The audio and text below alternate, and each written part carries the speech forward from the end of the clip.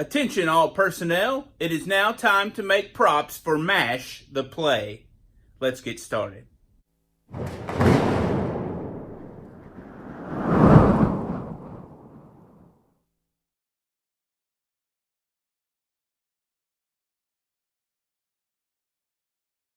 My buddy Joseph is directing MASH, the play. He asked me if I'd build him some props. There's 5 main props that I have to build for this, but each one has lots of little parts. So let's get started. The first prop we're going to build is the iconic camp signpost. I got this picture off the internet. It's an actual picture of the signpost from the Smithsonian. The post itself, while appearing to be round, will actually be made up of 10 segments, each with an 18-degree bevel on each edge. 10 pieces times 2 edges each times 18 degrees is 360 degrees. Here I'm ripping the first bevel on one edge of a 1x4. Next I've readjusted the fence and I'm ripping the same 18-degree bevel on the other edge of the 1x4.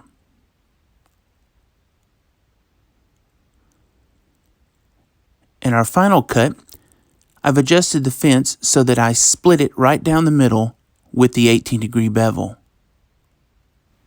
And now taking our newly bifurcated piece and turning one side around, you can see how it starts to form a circle.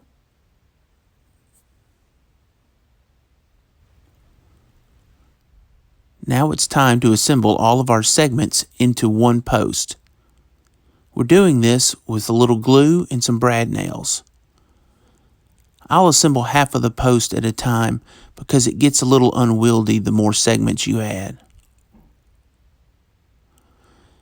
Now the final assembly, we use some glue and put the 2 halves of the post together. And then we just nail it off like before. This method is a really neat way to make a post. Not only is it strong, it's also super lightweight, and it'll give us a flat surface to attach our signs to. We're going to ease those edges a little bit with a random orbital sander, and then we'll give it a little color with our favorite cherry stain. In order to give our post a little rigidity as it's standing, we're building this stiffening spine that will go up inside of it about 4 feet. These blocks will not only keep the spine centered in the post, they also offer a contact point with the inside edge so that we get more leverage. We're just going to glue these and bang it in with a hammer. And then around the bottom, we're filling in some more blocks. These will allow us a place to screw the screws in on our pipe flange that we're about to attach.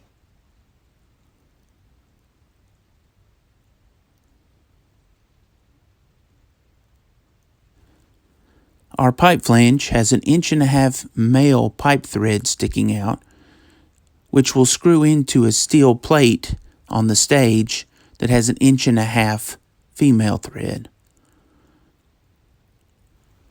Next, we're going to make the signs for the post. These come in all shapes and sizes. I got the shapes from the picture from the Smithsonian. I'm going to make these as accurate as I can. Not all are as complicated as the arrow. Some just have a point like this one.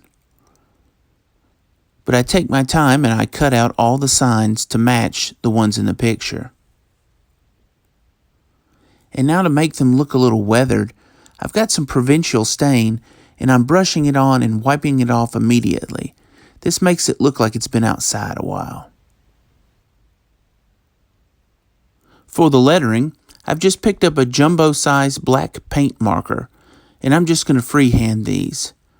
I'm looking at the printout of the Smithsonian picture, and I'm trying to copy the font and the style on these as closely as possible.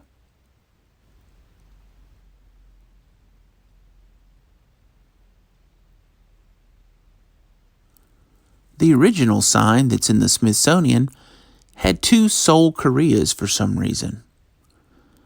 I'm not sure why that is, but I took the liberty of taking one of the Seoul Koreas off and changing it to Springfield, Tennessee, the place where the play is held. I even abbreviated Tennessee in the 1950s style. Death Valley was definitely the most difficult script to copy, but I think I got pretty close.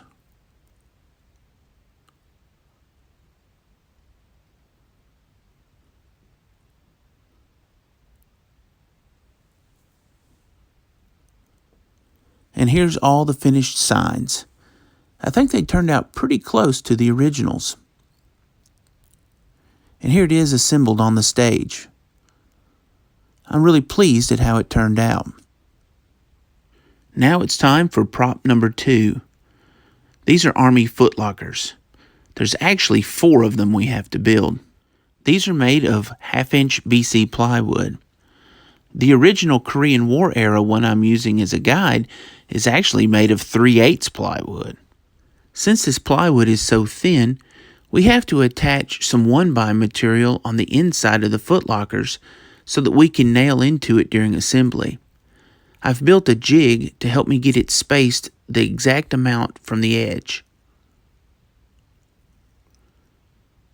We're just using staples to hold these 1x's on. Now with some glue, we're going to attach all the sides and the ends with the same staples.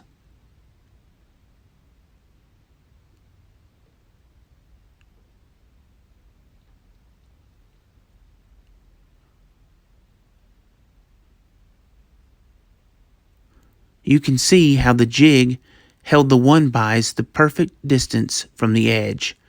This makes assembly go really fast. Next, we're attaching some strap hinges to hold the lid on.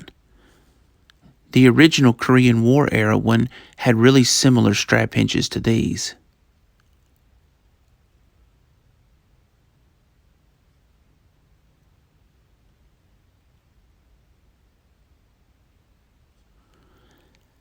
I decided to make the handles on the side.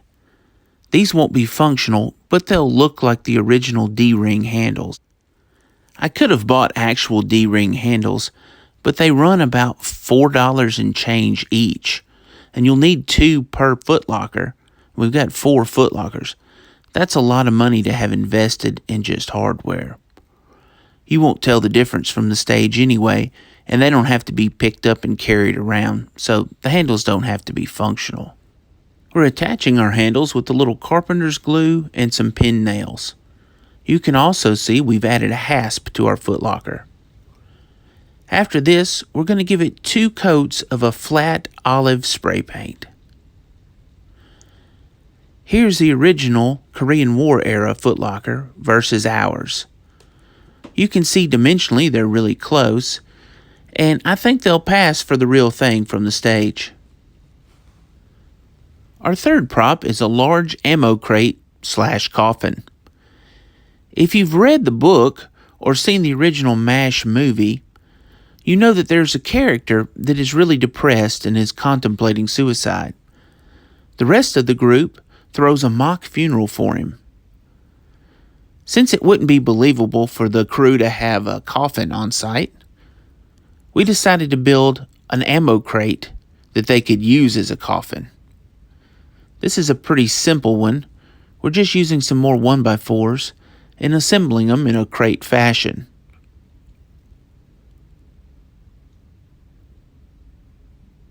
Now we're going to stain it with some of the same provincial stain to give it a little weathered look. And then using some stencils and some black spray paint, we're going to make some markings on it like it was used for artillery.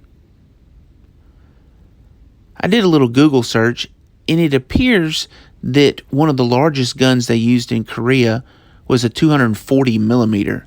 So I thought, that should have a large crate. Large enough, in fact, to be a coffin. Our fourth prop is the swamp sign. As you know, Trapper John and Hawkeye lived in a tent that they called the swamp. Swamp was painted on the wall above the door. But since this is a play on stage, we don't have a wall, so I'm making a free-hanging swamp sign. Again, I've got a picture of what the original looks like, and I'm recreating that on this board. I've weathered the board like before with the provincial stain, and now using acrylic paints, I'm painting the swamp on there. This was by far the easiest of the props to build.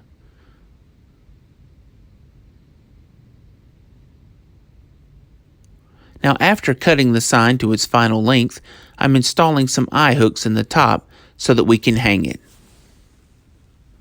The fifth and final prop we're going to build is Hawkeye's gin still.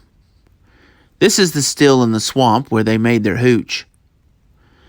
This is probably my favorite prop to build, but it's the one that I have the least amount of reference material. I have a picture of one from the internet, but I think it was one that a fan created. Anyway, that's what I base mine on. This is the board that's going to make the base of our still. Everything will be attached to it. This board will be the base of our piping system. I'm just putting a decorative edge on it with the router. I picked up these wooden knobs with a 5/8 hole in them. I've created this little jig so that I can drill another 5/8 hole perpendicular all the way through. We've stained the base of our piping system, and now we're drilling some holes so that we can attach some upright dowels. These dowels and knobs are going to simulate a piping system. I guess the knobs are like elbows in the pipe. We're going to slide our knobs on and slide it over the dowels. We have another one that goes on top. Now with a little glue and some more dowels, we're going to assemble it like an erector set. To hold it all in place while the glue dries, we'll just use some pin nails.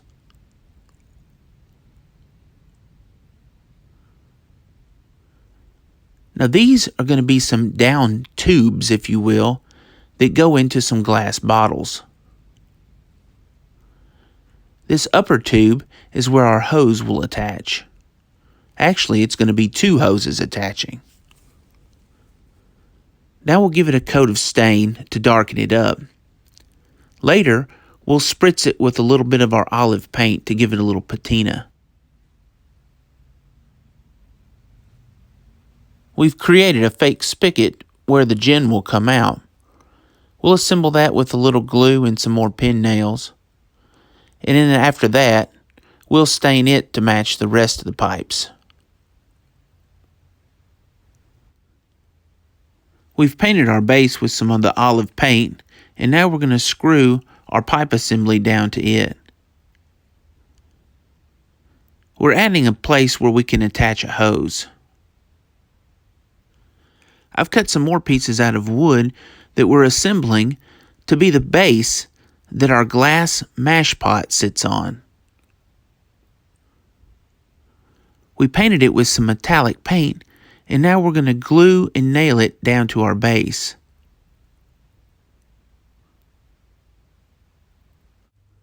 I've picked up this glass vase at the Dollar Tree for $1.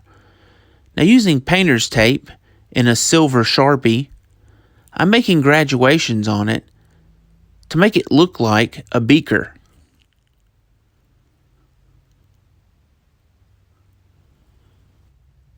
I've made a stopper for our glass bottle out of wood and a bolt and a little duct tape to pad it out. Now after painting our stopper black, we're going to attach it with the hose to the pipe assembly.